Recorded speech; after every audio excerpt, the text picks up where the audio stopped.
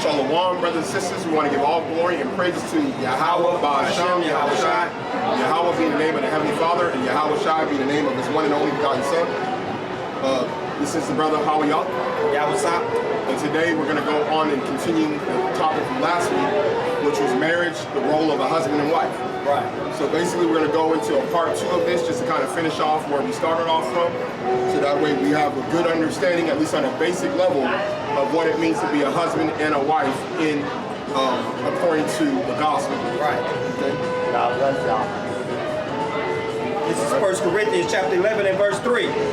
But I would have you know that the head of every man is Hamashiach. The head of the woman is the man. And the head of Hamashiach is God, Yahweh.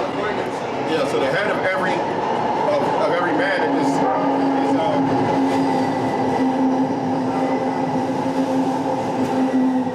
the proper order is in the head of every man is Yahawashi. Right. The head of Yahawashi is the Most High Yahweh, and the head of every woman is the man. All right, so this is something that you have to understand as a believer. So this doesn't apply to non-believers. It doesn't even apply to those that call themselves Christians, because they don't even believe in the Messiah the right way. And this is one of the reasons why you see out here in these Christian churches, and even a lot of Israelite groups, they have an out-of-order understanding of the scriptures, right, of this particular order. So remember that this is written to the believers in Corinth, which also applies to all believers, right, the true believers of Yahawashi. And like we stated before, a person that believes in Yahawashi is going to have gotten in that water. So a man that has gotten into that water, he baptized in Yahawashi for the remission of sins and came about that water. When he gets out of that water, his head is truly Yahawashi. That's right. So all these other groups saying that Yahawashi is their head, that wouldn't make any sense, because if Yahawashi was their head, they would do what he says. That's right. So they're not believing in the red letter, and they're not following the ways that his apostles after him taught, which signifies, and we know, we talked about earlier, that certain groups not only reject red letter, but also reject the letters of the apostles, which indicates that their head is not Yahawashi. We're talking about men. So if you want to have a proper covering as a man, you need to be under Yahawashi.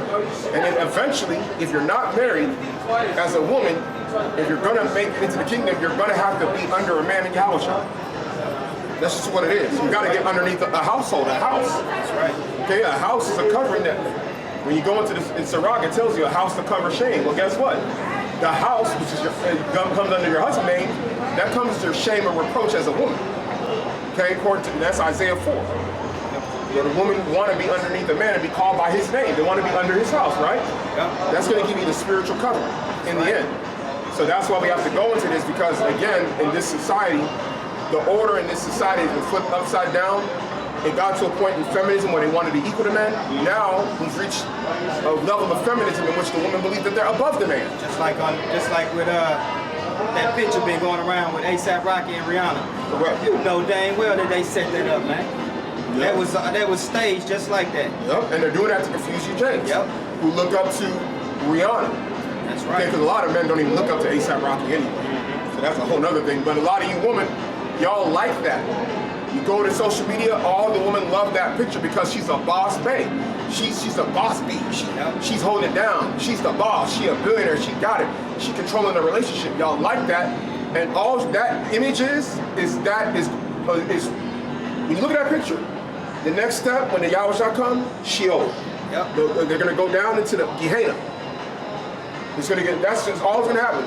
A woman leading a man with the children, destruction. Because a woman with got money, that don't necessarily make you head of the man. Correct. It don't make you head of the man. Period. It's good that you brought that up, because me and the brother was talking about a woman who makes more money than her man. They're both working. She's making probably 5 times the amount this man makes, but she values this guy as her leader. Right. We were talking about that earlier, but this is a whole other culture. The woman is not like she's from an Asian culture, so they don't have that. They don't. A lot of those women in these cultures, they don't view that the same way. But with our people, that image of Rihanna and A$AP Rocky, that's the ideal image that a lot of these women want to follow. Even with Sierra and Russell Wilson, everybody knows who's controlling that relationship. Yeah, the breadwinner and the moneymaker is Russell, but everybody knows that Sierra controls that relationship. Right. Just like everybody knows that even though Will Smith, he's worth $500 million, but everybody knows who runs that relationship. Same thing. So that's why you see that out of orderness, and that's why the Most High had to give it to Paul the Apostle to set the order, to remind the church of Corinth and the believers, which also extends to us today, of what the proper order is. Right. Okay? So now we're going to go on to another one. Titus. This is the book of, I'm going to just start at the top because it goes into a little bit about the men too. Go. This is Titus 2 and verse 1. But speak thou the things which become sound doctrine, that the aged men be sober, grave, temperate, sound in faith, in charity, in patience. The aged woman likewise, that they be in behavior as becometh holiness, not false accusers, not giving too much wine, teachers of good things, that they may teach the young women to be sober, to love their husbands, to love their children, to be discreet, chaste, keepers at home, good, obedient to their own husbands, that the word of Yahweh be not blasphemed. To be obedient to their own husbands. So it tells you the man how to operate and how the woman should operate. Right. Okay? And that's the behavior. Even when they talk about even when they give some of the rules as far as behavior of like an elder, a deacon, or a bishop, you still want to exemplify those things even if you're not in that position. Some of those behaviors. So you want to, if you're the older man, the younger man, teach them to be sober-minded, all right, to be patient, to be kind, to be hospitable, all these things. And then also with the woman, like they need to answer to their own husbands. They need to be in subjection to their own husbands. So all this, like what you see in these churches, like like some of these churches around the country, these women are subject to the pastor, and they got husbands at home. They're subject to the deacon and the bishop. So they live, oh, pastor said this, pastor said that. So you're trying to bring stuff into the house that the pastor said, and it might not even be something that's against the law, against the scriptures. But you're trying to use another man and bring that authority figure into your own house. So a lot of you sisters, y'all need to be learning from your husbands directly. They go to the pastor or the preacher for advice instead of going to their husband. Yeah. Come on, that's out of order. Straight out of order. You know, we've seen sisters do that, man. They'll actually, like in front of their own husband, ask a brother a question. Like your husband right there. Why are you asking another brother that question? And that's a sign of disrespect. And a lot of you sisters, y'all don't understand it when y'all do that stuff. And that is disrespectful. And that is a big issue. That's what we're telling y'all sisters now. Either while you're married right now, or if you're looking to get married, understand this, that you gotta be subject to your own husbands. If you got a question, you gotta ask him.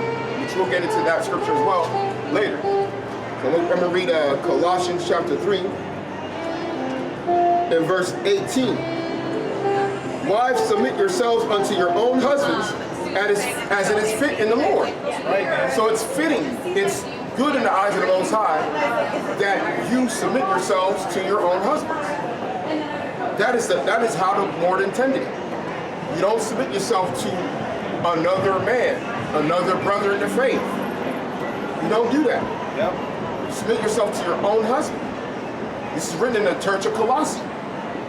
These women have to be told what to do. Verse 19, husbands, love your wives. We read that last week in Ephesians chapter 5. Be not bitter against them. Okay? And be not bitter against them. So love your wives, be not bitter against them. So don't be unnecessarily treating them wrongly. Treat them harshly. Yeah. Treating them harshly. Right. Okay? Understand, like the scripture said, that they are the weaker vessel. Yeah, there may be disagreements that happen. When y'all work over it, Yep. just, get over it, move on. And that ain't saying just bow down and let her get her way every time either. Yeah, don't say that at all. Nah. Remember, we read last week, being subject to your husband in all things. Yep. Right. So it's not in some things, in all things. So if you're rebelling against your husband, he's got a financial plan or something like that, you can give suggestions. You say, hey, what about this? He'll take it into consideration, but you don't say, no, I want this, I want it this way and that way. You're going off. Right. So understand this, that if your man is a believer in Yahawashi, the Most High is giving him a vision. You may not understand it. Yep. That's why he's ahead. Men are the ones that see the future better than women. A lot of you sisters can't even see past your past 10 feet of what's going on across the way. And I'm talking about from a spiritual perspective. A lot of women, y'all, don't sense danger like your husband can sense danger. Okay? Men are the visionaries. That's why he's your head. Your head has your ears, it has your eyes, it has your thinking, your brain. Yep, that's right. So a lot of things you might not understand when your husband says, let's do it this way, unless you're something you can bring up. Yeah, you can bring up. It doesn't mean you don't say anything. But you can say, hey, oh, if we go there, there's traffic over there. That's okay. You know? Yep. Oh, over there's a big accident, or oh, you know, they got that store closed. Like you and your husband may be wanting to go somewhere. He may say, let's go to this store. And you might tell him, hey, oh, actually that store is closed, son. Okay, that's okay. But we're talking about in decisions. At the end, it's the man that's going to make that decision. That's right, man. If you have a problem with that, you shouldn't be there. Yeah. Because if you have a problem with that, what's going to happen is you're going to bring in your own attitude and your own will in your relationship, and then you're going to have conflict. Okay, and guess what? If you can't make it work with a man of the Most High, you're not going to make it work with anybody. And you're going to either be a Rihanna situation with an ASAP Rocky, and then you're still going to be unhappy because your man is not stepping up. And that's where all you women talk about, men ain't men no more. But you don't want them to be men. To tell the truth, it's just hard for some brothers and sisters to accept the fact that a man and a woman is not equal, and it's not going to be no equality in the relationship. It's not going to be equality. It's not going to be equality in the relationship because the beings are not equal. Yeah. You know. So it's just the scripture. When we just read 1 Corinthians 11, it gave you an order showing that they are not the same. They are different. So I mean, and that's what can cause a lot of problems in a relationship. Yeah. But if you can get on that page and get that understanding that a woman's role in a marriage and a man's role is different. Now they both hold beautiful positions, but they have to work in harmony for the whole thing to click right, man. Right. Yeah, they got to work together. Yep. They're going to work together. They got to complement one another. And one has to be the leader, the other one has to be the followers, man. There's no two presidents. You don't have two presidents in America and anywhere. Everybody, there's got to be somebody that's got to be the leader. It just has to be. If you don't believe that, I mean, go anywhere in the world where anybody is doing. If you got like a sports team, you got a manager, you got a coach. They got to have final say. They got to make the decision. Now, a player could say, "Hey, coach, let's try this." He can take that into consideration. But if he says no, we're going to do it this way. That's it. Right. You go to a company, your boss tells you to go and get this particular item or to do this particular work. Y'all don't buck up. A lot of you sisters, y'all don't buck up. You know, but as soon as your husband says do this, you don't want to do it. So it ain't that you don't know how to submit, you're just not willing to submit. Because you know how to do it when you're at the job, when you come home, you don't know how to do it. But you know if you go at work and you don't do what the boss says, you're fired. Yep. Now what will happen is if you don't do what your husband says, you'll be fired. And with fire, we're talking about is eternal fire. Right? Yep, that's right. And ultimately, that's what happens with fire. You end up like Lot's wife, fired, and be a pillar of ash, pillar of dust, right? Yep. So you gotta tread lightly and understand when you submit to your husband that's in the Lord, like we just read in Colossians, Right. You're actually protecting yourself spiritually. You're protecting yourself spiritually. Yep. Because if the brother is going off and your behavior is submitting to him, he's either going to self-correct, he's going to eventually self-correct. Yep. That's right. You know, it tells you that you win him over by behavior. We forgot about that. Peter. Yeah, go ahead. Yeah, I can get in and you can break it down. I think that's what we probably were going to before. Yeah, a husband and a wife, they roles, man, got to play in sync in order for the thing to work properly. Because a man, a real true man, a man of the Lord, he gonna come in already with authority. Right. It's just gonna be natural. He gonna come in with authority. So if he get in a relationship with a woman that feel like she got authority, she gonna keep pumping heads, man. And that ain't gonna work. Because only one person can wear the pants in a relationship, like the old people used to say. Yep. Right. And that's how it is. Only one person can wear the pants in a relationship. And that's not gonna be the woman. So 1 Peter chapter 3 and verse 1. Likewise, ye wives, be in subjection to your own husbands. Your own husband. Say Don't it be in again. subjection to somebody else's husband, like the pastor, the preacher, or even another brother. That if any obey not the word, they are that also may without the word be won by the conversation of the wives, meaning the righteous behavior of the wives. So That's right. if you're doing what you're supposed to be doing, you're modest apparel, you're cooking, you're cleaning, Yep. you're bringing him his plate of food, you're wearing your head wrap, you're praying. Speech, the things coming out your Things mouth. coming out of your mouth. You're Yep. not talking against him. Yep. You're not talking back. You're carrying yourself in a righteous manner. Your behavior is going to win him over if he's not obeying the word. That's right. He's going to be like, dang, you know what? I'm tripping. I need to do better because look at my wife. I can't. He's going to. She's making me look bad. Yeah, she's making me look bad. Yeah, in a good way. Yeah, she's making me look evil. Because it ain't saying that the woman bad and making them look bad, Yeah. but now it's just because the woman is looking good by the way she's carrying herself, like in a spiritual way, Yeah. to where it's making him, it's exposing his evil. Yeah. He's going to feel bad. He's going to be like, dang, you know what? I need to step up. I need to. Yeah. He's going to start self-correcting because of your behavior so good. He's going to start feeling like, dang, look at this woman I got. Look how she's doing. She's doing everything right. And I'm tripping right now. I need to step up.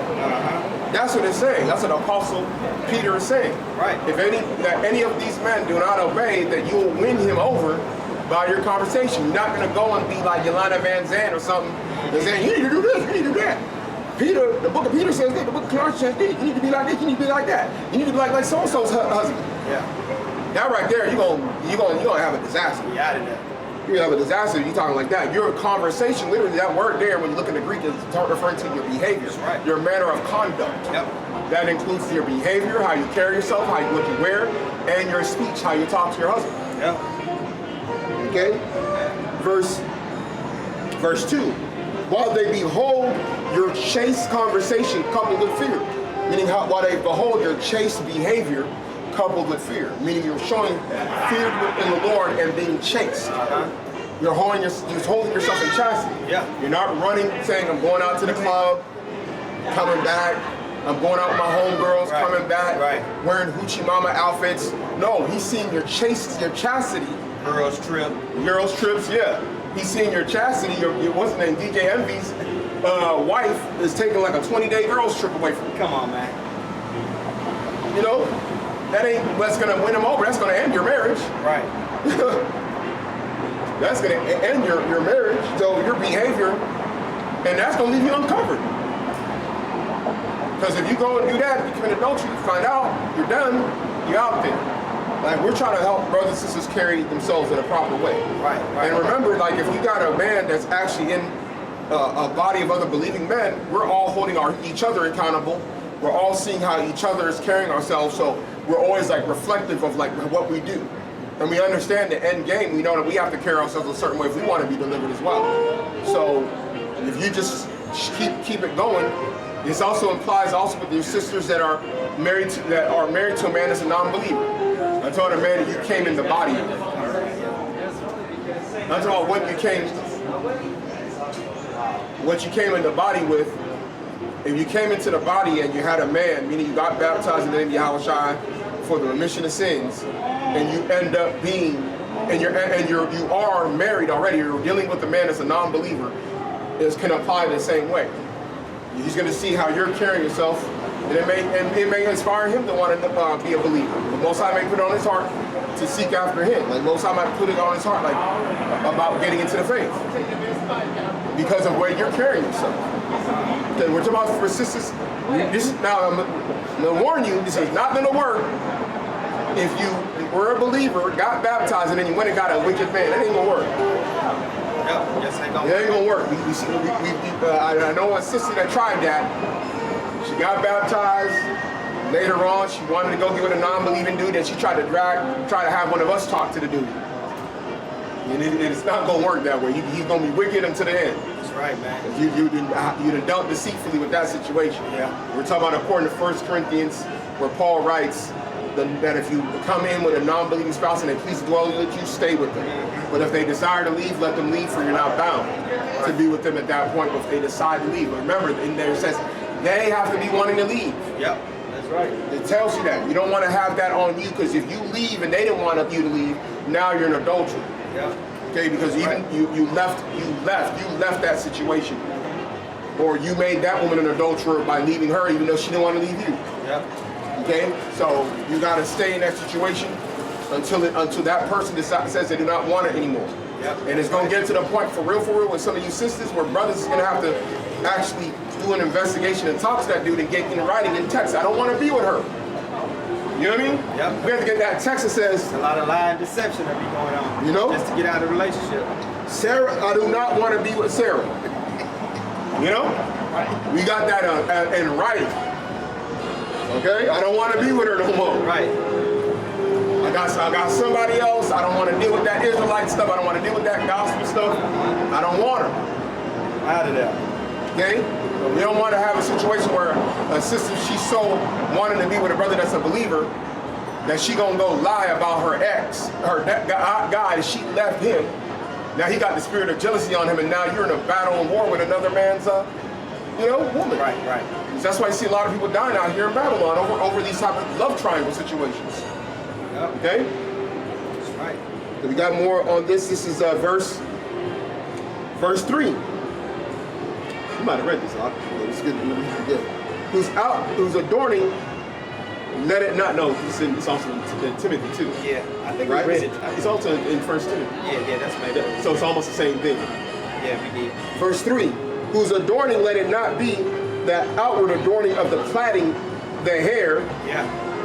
And the wearing of gold or putting on of apparel. Don't let your clothing, your earrings, the makeup, don't let none of that be that's what attracted the man to you. Yeah. You know what I'm saying? Let it be like the brother read up earlier. Let it be your the way you carry yourself, man. Right. In holiness. You know, that's what you want to be gonna attract your husband. Yeah. It says the outward adorning of plaiting the hair, so you're worrying about getting your braids done. Yeah. You know? Verse 4. But let it be the hidden man of the heart, meaning the hidden woman, in the inner person, in that which is not corruptible, even the ornament of a meek and quiet spirit, which is in the sight of Yahweh of great price. A meek and quiet spirit. Talk about that, huh? That's a great price in the sight of Yahweh, man. Mm-hmm. A meek and a quiet spirit, man. Don't talk back. You know? We don't need none of the talk back, man. The brother today already get enough, slack from like this society, man. Correct. Especially out here in Babylon. You know, we like a woman would say, especially the Judite woman, they would say that they have more pressure on them from society than the man does. But that's a lie. I mean, a man, he goes out there in this society, he gets oppressed every day, man, when he's out there. You know, the Judite woman is the one that gets put up on the bed. She's the one that gets the high positions at the job. But us, we the ones that get oppressed. So when we come home at the end of the day after work or something, we don't to a woman that's loud and screaming. We're supposed to come home to a sanctuary, man. Our resting place. Away from all the chaos that's going on in the world. Yeah, a good woman should be as a pillar of rest unto you. That's it. You know, you come back and your burdens are relieved because you have a good woman that cares about you. Yeah. You know? So that's the reason why it's in there. It's like a meek and quiet spirit. You know, you should be a sister when a man, when people come through, they should be almost like, dang, the sister's quiet. Like that actually is noticeable to men when the sister's like reserved, quiet, meek. Yeah. That's noticeable. You don't raise your voice or nothing like that. That's for men to do. Yeah, right. So that's a very important thing. Like the brother said, Israelite man is under a lot of pressure. We don't get no safety net in this society. He's sink or swim for men. Yep, that's right. Then there's a competitive aspect. Then there's the aspect of us being under our enemy. We're their number one target. So we are under a constant war when we leave the house. Yep. So we come home, that's where you're supposed to be able to relax yourself. And just like a soldier that went out to war, he went out to battle, he comes back. They have a bed, they have food for him. They have a quiet area where he can relax his mind, where he can get rest. Then he can go back out to war. But if he comes back and he's under pressure at his house, he's under warfare, when he goes back out, he's gonna lose battles now. Yep. Or he's gonna die. Like, a lot of people present so much stress.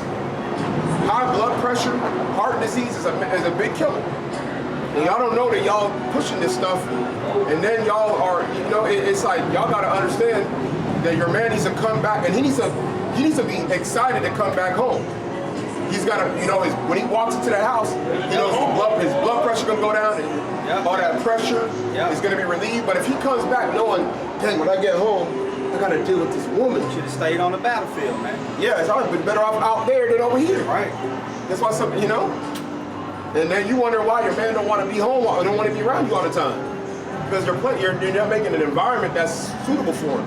And a lot of you sisters that are of the knowledge understand that, that the nature in which the enemy is attacking us in the main place is your man. That's right, man. Which will also be, if you have children, if you have a son, your son will be dealing with that.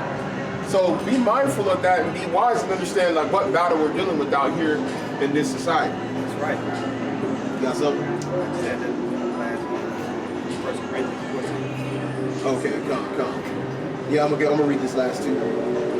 Verse 5, 1 Peter 3 and 5. For after this manner, in the old time, the holy woman also who's trusted in God adorned themselves being in subjection to their own husbands. Even as Sarah obeyed Abraham, calling him Lord, whose daughters ye are, as long as ye do well and are not afraid with any amazement. So Sarah called Abraham Lord. Lord means someone that's over you, that has authority and rule over you. Okay? Right. So her first Lord is actually her husband, as far as who she reports to directly. There's lords, many, but there's a Lord you report to that's your husband on earth. That's right, man. Yep. That's it. This is 1 Corinthians chapter 14 and verse 34. Let your woman keep silence in the churches, for it is not permitted unto them to speak, but they are commanded to be under obedience, as also said the law. And if they will learn anything, let them ask their husbands at home, for it is a shame for a woman to speak in the church. Yeah, so let you ask your husband at home if you got a question. Do not ask another brother. Right. It's a shame for you to actually do that. So whenever y'all congregating, like sometimes y'all might congregate at a Passover, sisters, you should not be asking questions to another man. Yeah. Especially anything about concerning the scriptures, man. Yeah, anything concerning the scriptures. Even if your husband don't know, he should be able to go find somebody to know. Get the answer for you. Yeah, if your husband don't know, he has ways to get the answer. Okay? But don't go about, don't do this whole going behind and trying to find the answer yourself. And let me just go and look up some other group, and they breaking down Revelations right now. And trying to go back and teach your husband. Yeah, that's what ended up happening. Yeah, when your husband teaches right doctrine, you still remember the false doctrine, you went and watched them. And now you question your husband, what he done taught you. Yeah, because some other guy in Israel done broke down something that you had a question about. Now you think that breakdown is right because you respect that guy. Then your husband, he started teaching you that same question you had that you went and answered from another man from another group. And now you looking at your husband like he don't know what he's talking about. And I know that you actually went and learned a false doctrine. Even your husband's like to you right. Even sometimes when your husband break down a scripture, they might rebel against that because of how they feel. But I don't feel like it's not about how you feel. It's about what the word of the Lord said, man. Yep. That's what it's about. Yep. Because the Most High don't give a damn about your feelings. Don't care. That's it, right? Yeah. read already? Yeah, I'm sure. This is the book of St. Matthew, chapter 26 and verse 6. Now when Yahawashi was in Bethany, in the house of Simon the leper, there came unto him a woman having an alabaster box of very precious ointment, and poured it on his head as he sat at meat. But when his disciples saw it, they had indignation, saying, to what purpose is this waste? For the ointment might have been sold for much and given to the poor. When Yahawashi understood it, he said unto them, why trouble ye the woman, for she has wrought a good work upon me? For ye have the poor always with you, but me ye have not always. For in that she has poured this ointment on my body, she did it for my burial. Verily I say unto you, wheresoever this gospel shall be preached in the whole world, there shall also this that this woman hath done be told for memorial of her. God, we want to give all glory and praise to Yahweh, Ba'ashem, Yahushai. Grace and mercy be bound to the hopeful elect scattered throughout the four corners of the earth. Shalom.